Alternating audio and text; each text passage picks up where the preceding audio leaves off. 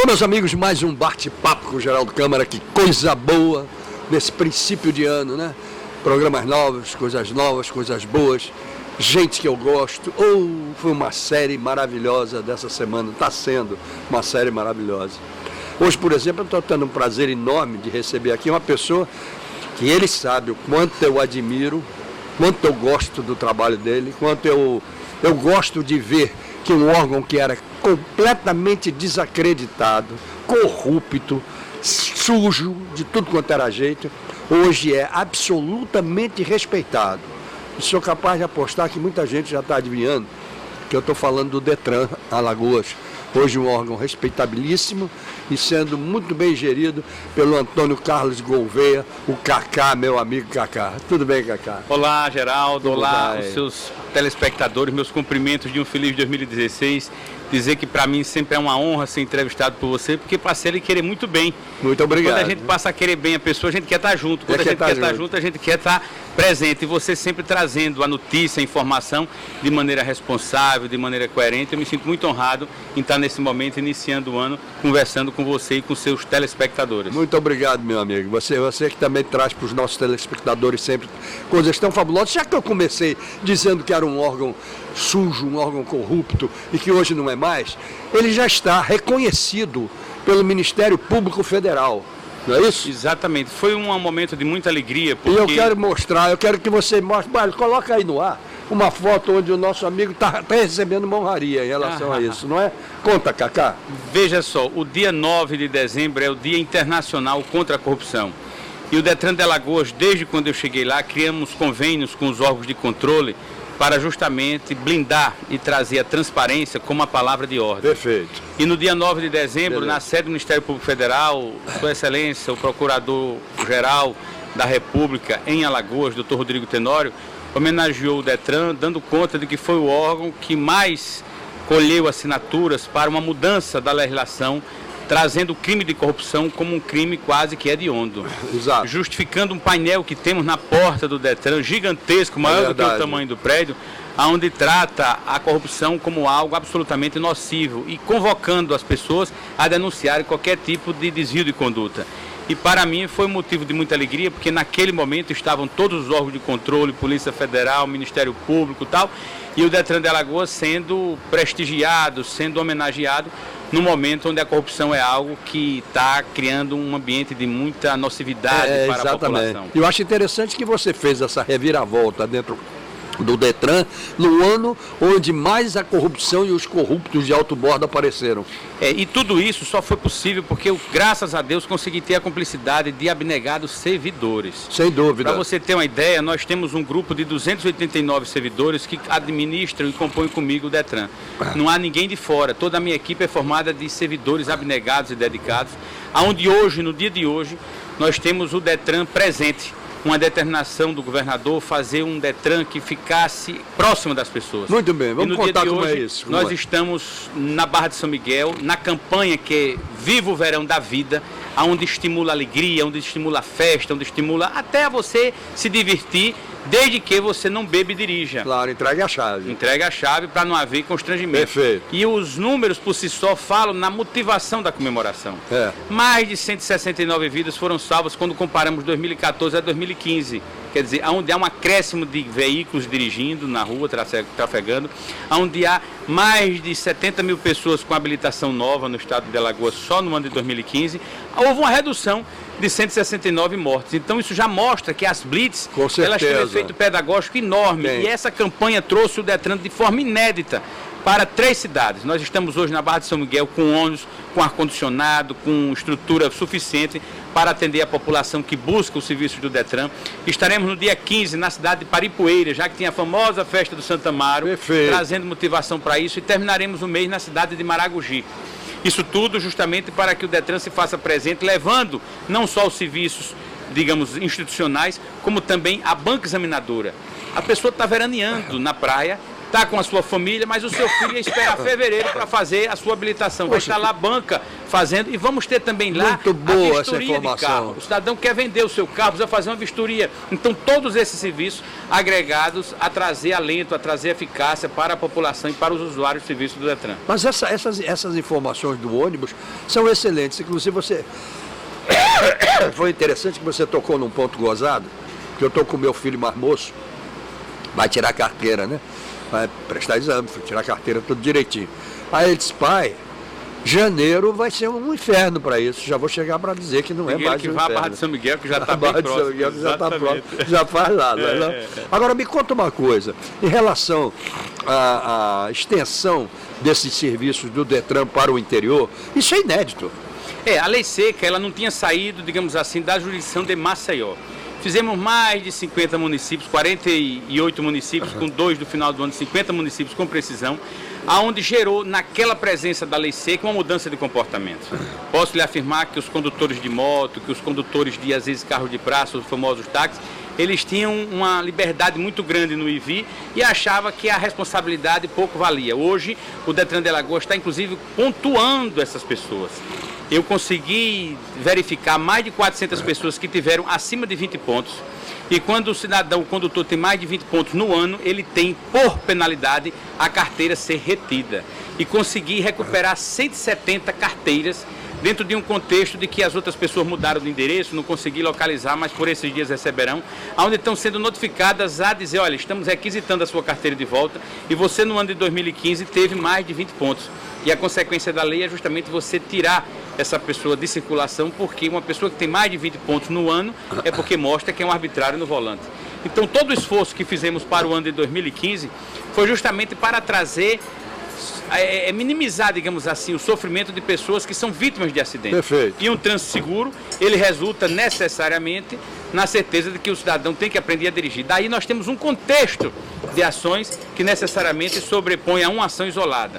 Botamos bicicletas estáticas com manequins para a banca examinadora entender a primeira pessoa que fosse tirar a sua habilitação, a primeira habilitação, que o ciclista faz parte do trânsito. Com certeza, achei aquela ideia magnífica. Fizemos uma enquete, Geraldo. Quem antes não tinha isso, sequer entendia que o ciclista era parte integrante do trânsito. Depois disso, quem tirou a carteira disse que no mínimo freia na intuição, porque vê um ciclista uma vez que ele tem que cumprir 1,5 metro de distância. Aliás, engraçado isso. Uma das coisas que eu sempre tive, olha, eu tenho carteira desde 1957.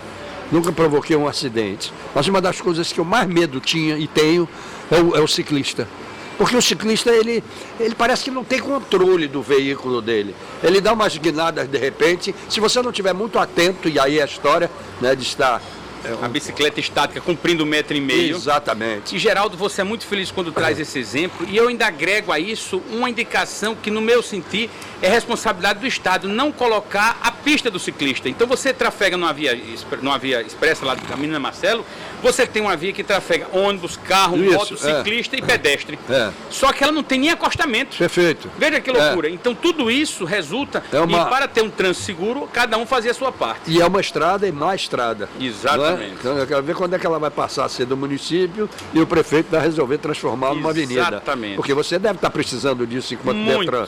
Não é? Muito. Não é brincadeira um negócio desse. Me diga uma coisa.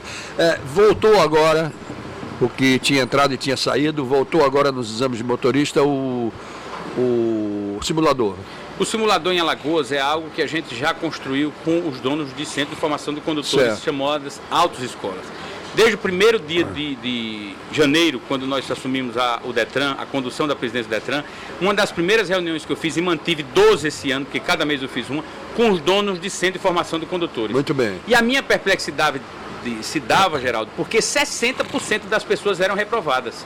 Das pessoas que buscavam a banca, 60% eram reprovadas. Então, conversando com eles, eu dizia o seguinte: enquanto gestor do Detran, eu entendo que eles têm que ter uma instituição de ensino, o cidadão tem que sair aprendendo a dirigir. Muito bem. Só que existia um sentimento de comércio. Então o cidadão estava preocupado que tem outra escola em ganhar o dinheiro dele, e o cidadão que ia tirar a carteira estava preocupado em ter a carteira. Perfeito. Então a gente tinha 3 eixos que precisavam se convergir para um propósito. Não quero o cara saber dirigir, o cidadão entender de direção. Daí conseguimos fazer a cada mês um procedimento E entre eles, botei em votação e, para a perplexidade minha, desde fevereiro, eles colocaram o simulador como um instrumento de possibilidade. E o Estado de Alagoas saiu na frente, antevendo esta necessidade. Desde o mês de março, já ficou implantado como uma obrigatoriedade. Perfeito. E esse simulador absorveu de uma forma tal que, no resultado do ano, terminamos com 35% de pessoas sendo reprovadas. Certo. Veja que para dirigir um avião, o cidadão precisa de um simulador, claro, quanto mais um automóvel. Claro. Agora eu te pergunto uma coisa. São falhas que eu vejo, que eu enxergo, que pode até não ser. Por que o cidadão que vai tirar uma carteira de motorista, ele não tem exame de estrada, por exemplo? Veja, o simulador hoje, ele dá uma possibilidade de 7 horas e 7 horas aulas, onde você faz, o próprio nome está dizendo, simulação. Então hoje, nas aulas práticas, já estão colocando, inclusive o simulador, como uma parte da aula prática, onde ele coloca estrada, onde ele coloca ladeira, onde ele coloca chuva, onde ele coloca noite, onde ele coloca a necessidade de ter controle sobre o carro, por exemplo, na famosa meia embreagem, ou na marcha primeira, mas o carro engatado sem andar, numa ladeira altamente cheia de aclive ou com declive, dependendo do chamado buraco antigamente. Então, todo esse contexto representa uma necessidade de melhora. Obviamente que as resoluções do Denatran é que estabelecem procedimentos. Eu entendo, como você, que o dirigir na estrada é reflexo de uma prática. E é absolutamente diferente. Totalmente. Mas a prática de dirigir é que remete a um controle sobre o carro. O controle sobre o carro implica numa necessidade de prática. E prática é tempo. Não, eu acho que, primeiro, é completamente diferente de dirigir na cidade, não é?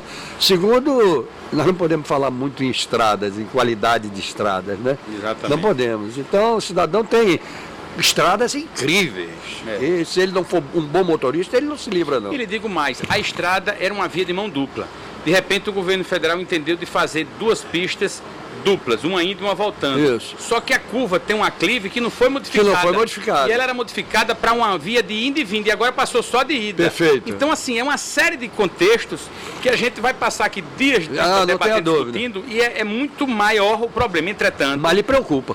Entretanto, é um motivo de relevo, e a minha condição hoje de dirigir um órgão de trânsito é que o cidadão, sabendo dirigir, ele tem que saber ter controle do carro. Perfeito. Ter controle do carro em qualquer situação. Perfeitamente. De estrada, de condição de tempo, de ladeira, de buraco. Do doido que atravessa correndo na frente. Exatamente. Então, se livrar disso. Isso. E a gente está construindo no Detran, de forma integrada, ações que mantenham o processo de educação no trânsito.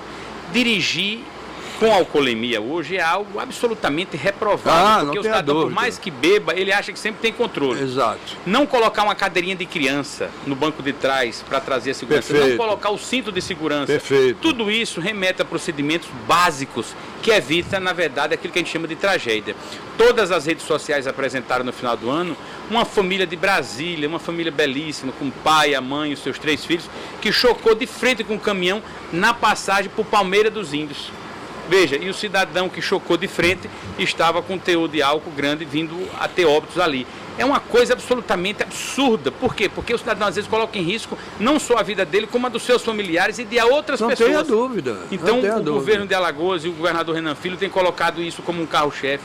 Não se viu tanta blitz como se viu em 2015. Veja que nós, enquanto Detran, só Detran, fizemos 17 mil bafômetros.